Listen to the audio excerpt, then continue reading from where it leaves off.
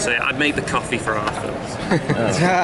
It's a bit awkward. Well, first of all, despite what Greg Miller says, you did a great job. Yeah, you did a great job. You know, I didn't even do that presentation. That was all just a big, like, comedy sketch. So I know. People will remember me now. So maybe I'll get to come next year. Yeah, do you know what? Do you know what? I hope when I go back to the office, I fully expect everyone to shout that at me. But I hope someone's got me a T-shirt saying that, so that'd be cool. So, like, what are some fun environments that were fun to make for the game? Like, we have like space and OA and all the other places. What was a fun place to make Lego like? There are so many. It's hard to condense it into a tiny list because you've got all these new worlds. You got Quavs, Akara, Yzma, Nock, Zamaron. There's so many. We've never explored the Watchtower. We've seen the Watchtower in Lego Batman 2 and in the Lego Batman movie, but we've never been in there. We've never gone up to we've never gone up to Martian Manhunter in the Watchtower and like tagged him and run around and explore. We've never been inside the Hall of Justice on Earth. It might be on Earth, but it's still cool to go there. It's all new and exciting. And then the Legion of Doom as well. The bad guys have got to go somewhere too, right? Yeah, they have to go somewhere. So it's not just the planet. Darth Vader helmet looking headquarters. Yeah, absolutely. And not only that, it comes out of the swamp. We're not messing around here. We can't do the Legion of Doom justice if that doesn't happen when you first go there. I think the only thing we didn't manage to get in was the guy saying "meanwhile." Yeah, I was about to say that's the only thing you're missing. Yeah, I mean that would have been fantastic. But I think I sound pretty legit with that. I could have done it. So you really did. That's a really good American accent. Good job. Thank you. It's my first trip here, as Greg said at the panel. So before he just bullied the crap out of me. Thank you. So I want to stay. So yeah, there's so many things to explore. Not only in the levels, but in the free roam with the planets. So there's just too much for me to sort of like pick one. So do we have Lego Atlantis? Lego Atlantis isn't a thing in Lego Batman 3, so... Oh, okay. Yeah, I think he already said that. They're going to do it at Themyscira or Atlantis. Yeah, so Lego Batman 4, Apocalypse. Like Arthur said, Lego Batman 4, what? Let me have a holiday. So, we'll see what happens in the future, but, you can never say never with anything. As people may have found out with the last superhero game, but there's plenty to explore. Hopefully it's all new and exciting to all of you. So. Arthur mentioned he wasn't really big of a comic fan. He actually had to do a lot of research. Did you? Were you a big fan? Or did you have to do a lot of research as well? I did have to do a fair amount of research, probably not as much as Arthur. I was saying to the guys on the other table, when I was a little boy, I was kind of just grew up not really sort of like delving into comics too much. I got a Sega console put in front of me and Sonic the Hedgehog, and the rest is kind of history. I didn't really sort of like truly discover comics until I started seeing things like the 1989 Batman movie. And it's like, who is this Batman? Like, this is so insane, what's happening? The Joker kind of terrified me, as he should when you're a little boy. But it's this incredible superhero who just has, like, no fear. It's just like, where did this guy come from? Like, who is he? Like, I need to know. So, and then you discover things, and then you start to see more things, like the Batman animated series. Again, I started getting into that, and then for me, I eventually sort of came around to comics, and it's like you start reading the origin stories of some of these guys. Batman kind of for me was my first superhero, I suppose. So he was kind of the first superhero that I sort of like delved into comics with, and then. Dipping in and out of comics over the years. I went off to uni. I had a few drinks, things like that. So, but it's been just a few. I came, when I got my gig at Traveller's Tales, thanks to Arthur who hired me, funnily enough. And we started doing these Lego Batman games. Lego Batman 1 was my first game.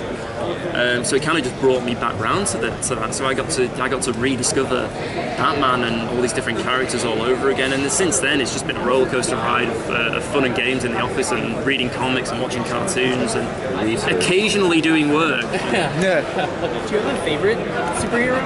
I see you've got your Green Arrow shirt on. See, Green Arrow is kind of like my new favourite because of Arrow. Like I got told about the Arrow TV show. This is the thing. We work so hard at TT Games to deliver these great games for you guys that I don't don't see a lot of television anymore. I don't see the outside world too much. It's like, whoa, it's sunshine, or maybe not today. Yeah.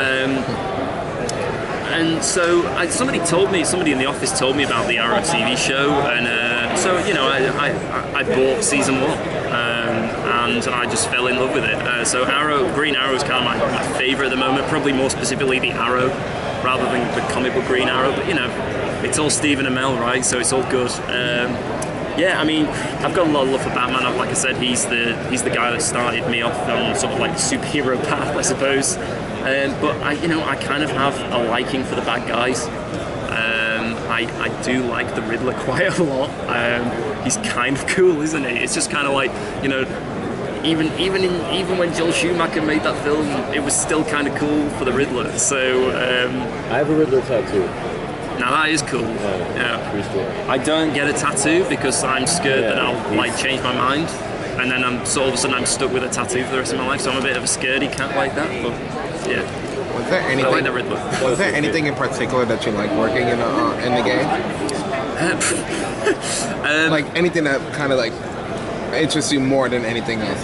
Well, I mean, first and foremost, I'm a level designer at heart. I mean, I'm assistant game director, and that's kind of a role that I picked up along the way. Somehow, I kind of bumbled along a path and sort of like ended up sort of like, you know, like I said, making the coffee for Arthur.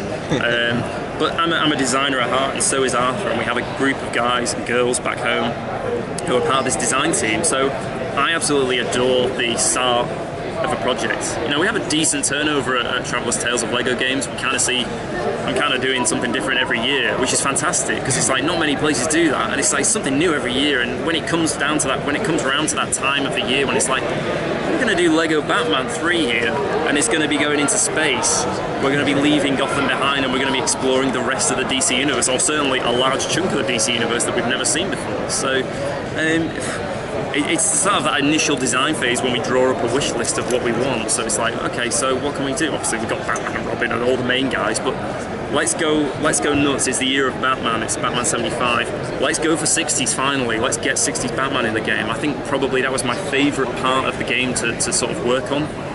We put a lot of hard work into that. I mean, it's a reward for completing the story. I mean, usually you get the reward in the form of sort of like the Lego levels, where it's just a case of, you know, smash your way to 1 million studs. But we wanted to do something different this year. We wanted to give you something that's completely sort of like out there and surprising. So, you know, you'll get to that part of the game when an area of the Batcave opens up and the Bat poles are there, and there's this like a Wayne Manor TV set. That's great. The red phone's there. It's like, you know, the headstone with the button. It's just like it's that kind. Yeah, exactly. It's just kind of like it's creating a magic moment like that you know people are gonna either laugh, or if they're not laughing, it'll be tears of joy. And if it's a little boy or girl who don't even know who Adam West is yet, because 60s Batman kind of went away for a long time, and now it's coming back with the Blu-ray release. It's one of those where I know that we're going to create sort of like memories for the young kids who are going to discover this for the first time. It's like, hang on a minute, this isn't like a dark and gritty Batman at all. This is like wacky and crazy and sort of like pow, wham, zap. And then on the flip side, Mum and Dad, who grew up watching it, my mum and dad certainly did, or maybe a little bit older, grandma and granddad grew up watching it. It's a massive nostalgia trip, and that's something that it's about creating memories, and that's, you know, for me, that's a magic moment. Speaking of 60s, you did mention the sound effects. Would, if Batman, say, hit a villain, will actually pop up? Yeah, that's great. Again, like with the Legion of Doom, we wouldn't be doing our job, and we wouldn't be doing it justice. Our 60s Batman, something we wanted to do for a long, long time, since Batman 1. And we finally got the opportunity to do it with Batman 3, so we knew exactly what we wanted to do. We knew which characters we wanted, we knew how we wanted it to look visually, we knew we wanted Adam West in there, we knew we wanted him to talk, we wanted him to do some voice work for us. So yeah, it was just a fantastic experience. Although it's just a fraction of what is a massive game, it's just a beautiful moment for me. Even now, after seeing it for months and months on end, it still brings a smile to my face when I load it up, so it's a great moment. If you could pick any franchise for Lego games to cover next, what would you want? Oh, well. Isn't Batman great, though? Lego Suicide Squad. Lego Suicide Lego Harley Squad. Quinn, again. Lego, well, you know, Harley's in there already. She's announced as a character, you know, so Harley's got to be my favourite female supervillain out there. Lego Ninja Turtles. Lego, I don't know about that. I haven't seen any of the new shows, and I haven't seen the new movie, so I'm not sure what my opinion is on those guys. I used to watch the 90s cartoon, but not for a long time. I can tell you that there is something, but I'm not going to tell you it. Fair enough. I like my job. I don't want to get in trouble.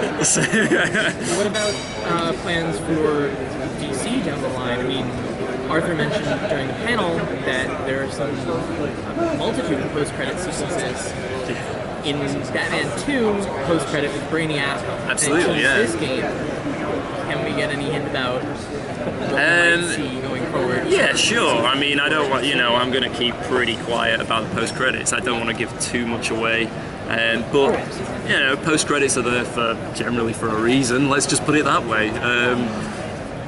They're either for a quick giggle and it's just sort of like a one-off sketch, or it's going to lead on to something more. And the fact that there's like more than one post-credit scene kind of like tells you a little bit. You know, they might all just be a little bit of fun, but you know, we'll have to wait and see. I just have one more crazy question. Do you think that we could see Constantine in the game with the new show? Big Wolf? I haven't seen anything of Constantine yet, the show, but I've heard it's Gotham character.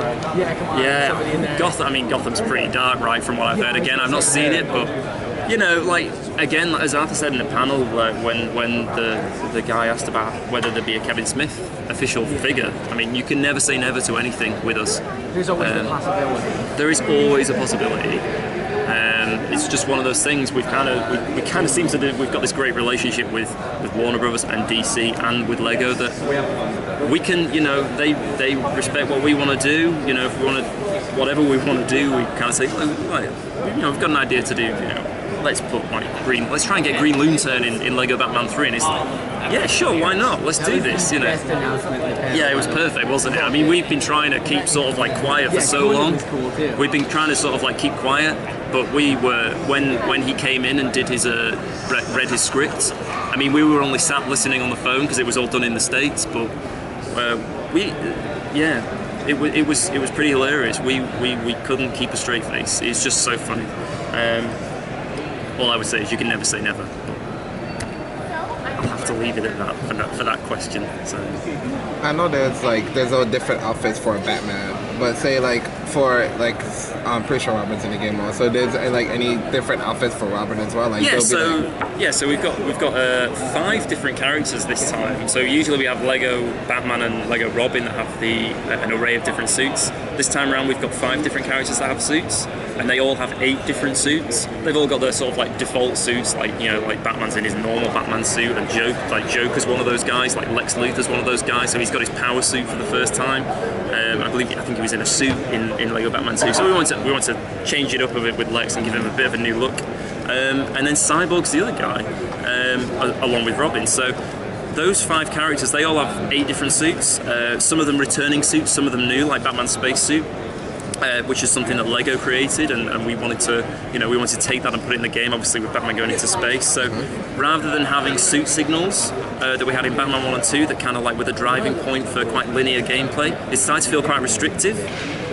We wanted to give the player more freedom, the opportunity to change to whatever suit they wanted at any given time in the game. So we invented what we call the suit wheel. So at any point in time you can hold down a button, Batman's suit wheel or Robin's suit wheel or the other 3 guys, their suit wheel will come up, and you can basically pick whichever one you want. So Robin, for instance, his techno suit returns for Batman 1, but with a new added feature of, I don't know if you know Toy Wonder is? Yes. But Toy Wonder, kind of like, our little tribute to that character is he kind of takes the form of a remote control, like Toy Wonder version, like character that Robin can then drive around. Oh, that's great. So again, I can see with something like Toy Wonder, we have tried to sort of like dig deep into sort of like DC, sort of like the weird and the wacky and the obscure, and bring out sort of like hidden gems like Toy Wonder. So as well as that, you know, we've got things like the Magno suit, so Robin can can walk up walls, or you can interact with sort of like the blue magnet Lego. And as well, he's got like one of my favourite Robin suits is he's got an illumination suit, which is basically him he's just like a massive light bulb with a battery in his backpack. You have to go and get a battery for it to work, but once he goes into like a dark cave, it'll just be like bing, and it'll just like illuminate the whole thing, and it'll reveal hidden Lego. You know, if you're in the bat cave and you go in there, a load of bats will fly out, and it's just a really cool moment. And visually, like the visual treatment is just like spot on. It's just really nice. That's awesome. So yeah, and again, Cyborg, Lex, and Joker, they've all got 8 different suits for the first time. So we've really tried to like expand our sort of like our suit. Sort of like catalogue, I guess is the word to describe. So, and again, they can all change on the fly as well. You don't have to bring up the suit wheel. We can use the shoulder buttons to toggle between Cyborg's like giant suit, where he turns into a big mech, or he can turn into like the washing machine. I don't know if you've seen it. His stealth suit is like a domestic washing machine. Obviously, no one's going to suspect a washing machine because it's kind of like you know, it's just a washing machine, right? And his face is the little spin cycle, so it's kind of cute, and you know, it just creates a lot more freedom for those characters. All right, Stephen, I have to seal you. Okay. Sorry, guys. No worries. Nice talking to you. Thank you. Thank you so much. I think Troy's going to be a little bit better than me. He's probably a bit more of a